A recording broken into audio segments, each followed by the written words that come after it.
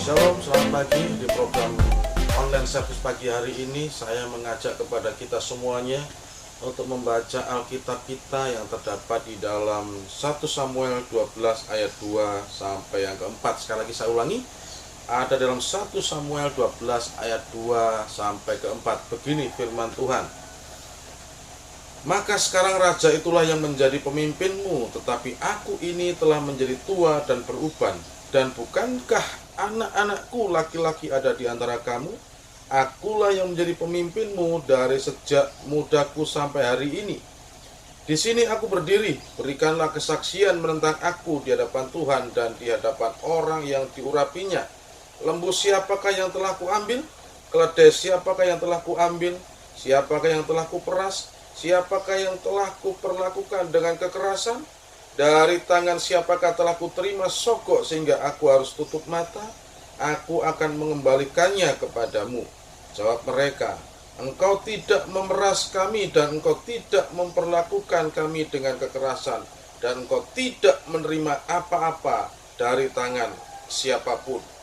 Dari bacaan yang barusan saja, Bapak Ibu semuanya, saya mendapatkan suatu pesan dan ini akan saya bagikan kepada Bapak Ibu semuanya. Tentunya ada dua hal yang perlu kita ingat di dalam kehidupan ini sesuai dengan apa yang kita baca tadi. Yang pertama, bahwa segala sesuatu di dunia itu ada waktunya, ada masanya, ya.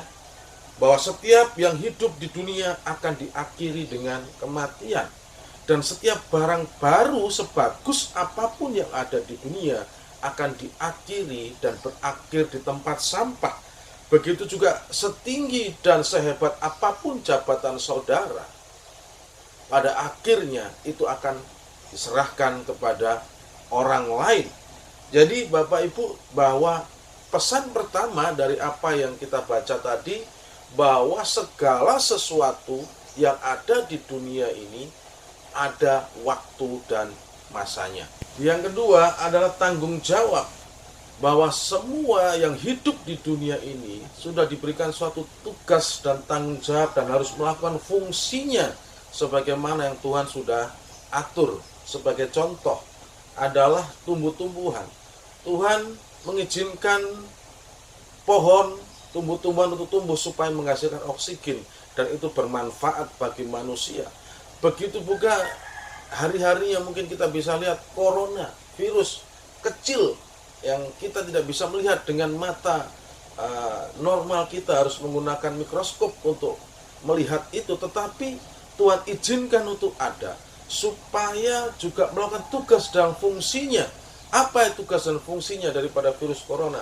Yang pertama, saudara, supaya kita ini jangan sombong dengan pengetahuan yang ada, supaya kita ini jangan sombong dengan iman yang kita miliki. Yang kedua, tugas daripada virus corona, saudara, adalah untuk apa? Untuk mengajarkan kepada kita supaya kita tunduk kepada otoritas, baik itu pemerintah maupun otoritas gereja, saudara. Dan tentunya, saudara, bahwa apa yang hidup itu harus melakukan tugas dan fungsinya, dan itu harus dikerjakan dengan baik. Seperti halnya kita, seperti halnya saudara, hai para suami-suami, lakukanlah tugas dan tanggung jawabmu dengan baik sebagai kepala rumah tangga.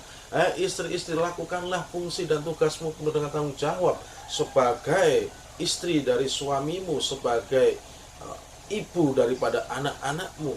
Hai anak-anak, lakukanlah kewajibanmu dengan penuh tanggung jawab sebagai anak-anak yang harus tunduk dengar-dengaran kepada orang tua. Dan juga hai para pejabat yang ada, engkau diberikan otoritas dan wewenang supaya engkau mengatur ketertiban, engkau mengatur keamanan, engkau mengatur kestabilan perekonomian yang ada di tengah-tengah atau di bawah wilayah engkau bekerja. Lakukanlah itu penuh dengan tanggung jawab, lakukanlah itu penuh dengan kesungguh-sungguhan. Samuel sudah memberikan contoh, Bapak Ibu, di mana ketika dia memerintah, saudara, sebagai hakim dan sebagai nabi, Dia menyadari bahwa waktu dan masanya akan berakhir, dan dia di suatu kesempatan yang sudah ditentukan, dia tampil di muka umum dan dia mengatakan dan dia pamit kepada seluruh bangsa Israel karena sudah ada pemimpin yang baru, yaitu raja yang sudah dipilih, raja yang sudah diurapi.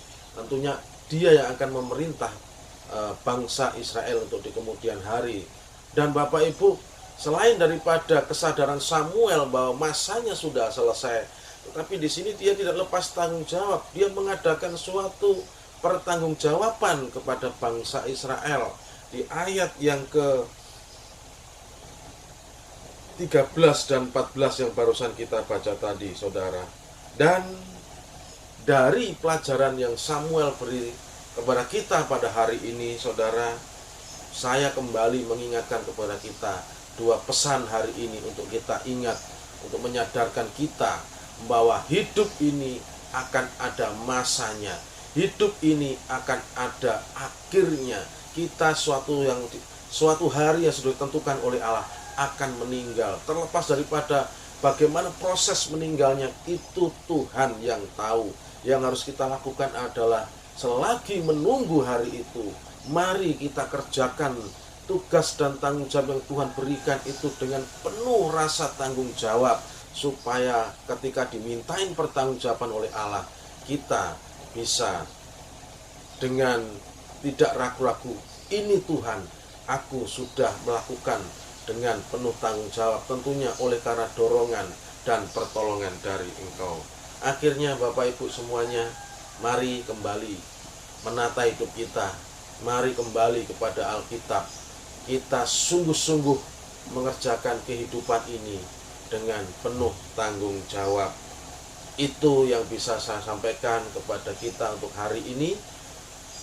Tuhan Yesus memberkati. Sekali lagi, jangan lupa gunakan masker ketika saudara keluar rumah, beraktivitas di luar, karena ini himbauan daripada pemerintah dan kita harus tunduk kepada aturan ini. Tuhan Yesus memberkati.